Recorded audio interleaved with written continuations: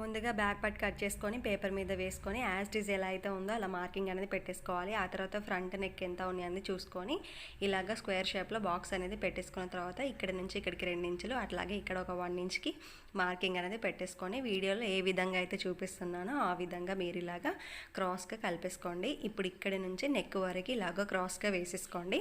వాషంతి క్రియేషన్స్లో madam వేసుకుంటారు కదండి, so ఆ బ్లౌజ్ అనమాట. చాలా ఈజీగా ఉంటుంది.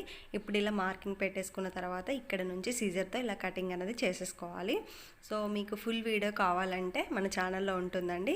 దీంట్లో నేను కటింగ్ వరకు మాత్రమే చూపిస్తున్నాను. ఫుల్ వీడియో కోసము మన ఛానల్ని సబ్స్క్రైబ్ చేసుకోండి. ఇప్పుడు లైనింగ్ మీద పెట్టేసుకొని పేపర్ ఎలా అయితే ఉందో అదేవిధంగా మార్కింగ్ అనేది పెట్టేసుకున్న తర్వాత ఇప్పుడు మనము ఖర్చు కోసం ఒక 1/2 ఇంచ్ అనేది ఎక్స్ట్రాగా ఇలా పైన పెట్టేసుకోవాలన్నమాట.